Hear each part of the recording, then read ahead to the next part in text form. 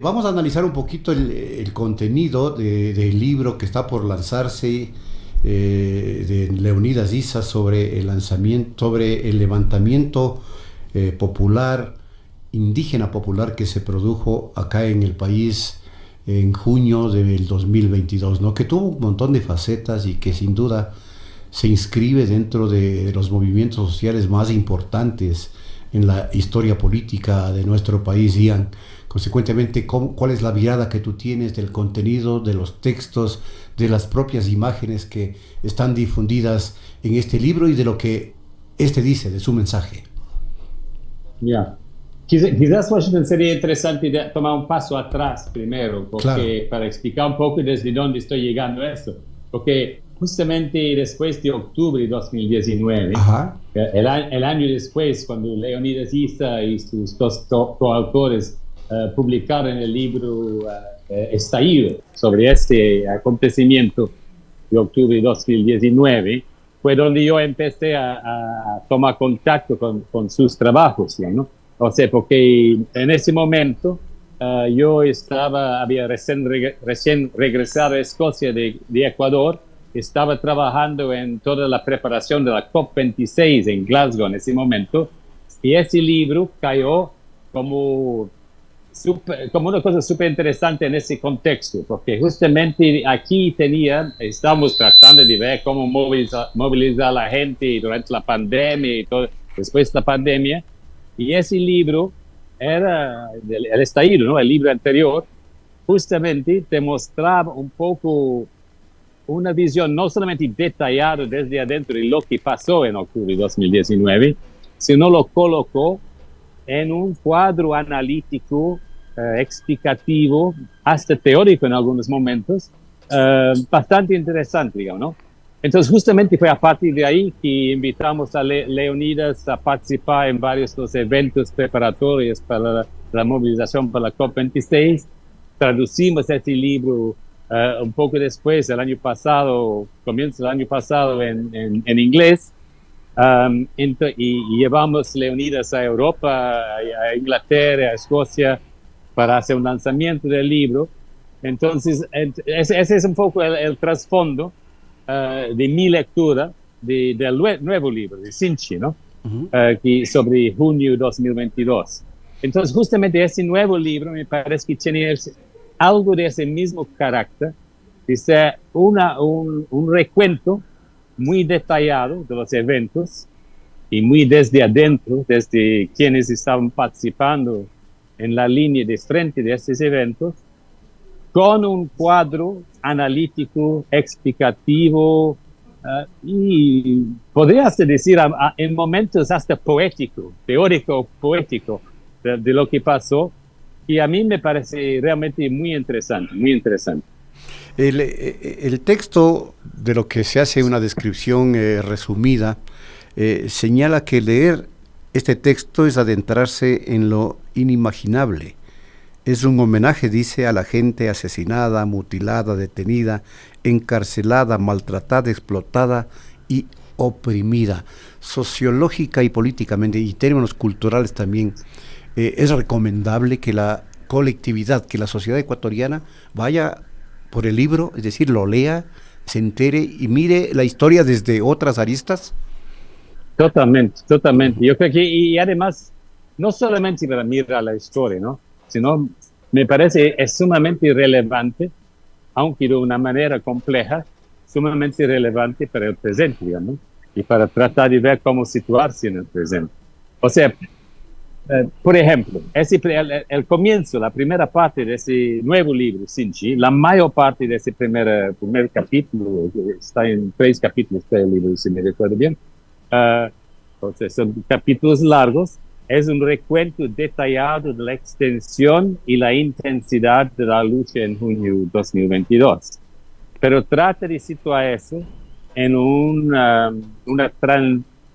camino entre octubre y junio, ¿no? ¿Cómo fue ese camino entre esos dos estallidos, esos dos levantamientos? Y además, yo diría dos cosas por el lado teórico, como estaba diciendo antes, que me parece muy interesante y muy relevante para el presente. uno que explique o trate de explicar o colocar la diferencia en los tiempos, los tiempos, las luchas, grandes luchas populares, los estallidos, los levantamientos, ese tipo de acontecimientos, es un tiempo, no es un tiempo igual, no es un tiempo lineal, no es un tiempo que comienza, continúa y llega a un final, digamos, ¿no? Es un tiempo que está marcado por saltos, por cosas que cambian muy rápidamente y la dirección, uno ni sabe en cuál dirección se va por momentos, digamos, ¿no? Y eso, o sea, me parece que es una característica de la historia política en general, digamos, ¿no? Pero me parece sumamente interesante, especialmente en el caso de Ecuador, por lo que yo conozco, las situaciones políticas de Ecuador son sumamente volátiles, ¿no? Hemos visto en los últimos 5 años cambios para acá, para allá, para acá, para allá, muy rápidos y muy inesperados muchas veces, digamos, ¿no? Entonces yo creo que sí, o sea, colocando así, o sea, no digo, aparentemente no estamos a punto de tener otro octubre, otro junio en Ecuador, por lo que yo puedo percatar desde un poco lejos, pero tratando de seguir un poco las cosas, no aparentemente estamos en esa situación. Pero quién sabe, porque las situaciones en Ecuador cambian tan rápidamente y la correlación de fuerzas, todo puede cambiar muy rápidamente. Ahora, esa volatilidad que tú describes, Ian, hace que se pierda vigencia de momentos históricos tan importantes como el levantamiento del 19 y del 22, que en su momento histórico, es decir, en el actual proceso que vive el Ecuador, no tengan alguna incidencia o tengan mínima incidencia en los sucesos políticos que se vienen. Obviamente, ustedes que están viviendo eso, ¿cómo lo ven desde fuera? Mejor que yo, pero aparentemente no tiene incidencia ahora, ¿no? ¿Verdad? Imagino, o sea, por lo que uno ve en el discurso público, en los medios, no tiene mucha vigencia en ese momento. Pero justamente, yo creo que sí, deja huellas muy importantes en la memoria de la gente, digamos, ¿no? Esas experiencias no son poca cosa, digamos, ¿no? Y yo creo que deja importantes huellas en la memoria colectiva, en las formas de relacionarse, en las relaciones dentro de las comunidades, por ejemplo. Y esas son adquisiciones, si tú quieres, que están ahí, digamos, ¿no? Y son latentes y que pueden expresarse, ¿no? En una nueva situación. No necesariamente de ese tipo, puede incluso ser una situación electoral como se está ahora, digamos, ¿no? Yo creo que sí, uno de los grandes incógnitos, me parece, es justamente cuál es la huella que deja esas dos experiencias para la vida electoral en Ecuador. Eso no me parece nada claro, digamos, ¿no? Pero es súper interesante.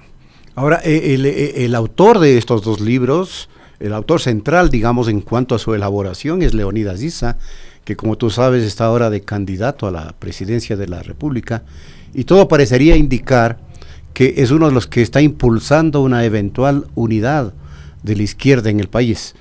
Hecho que, por cierto, está por definirse hoy mismo, hasta antes de las 12 de la noche. Pero, ¿cómo lo recoge la historia Leonidas Issa como protagonista dirigencial, digamos, de estos dos eventos tan importantes en la historia del Ecuador, el 19 y el 22, capaz de proyectarlo con potencia o no a las elecciones de febrero que se avecinan muy pronto?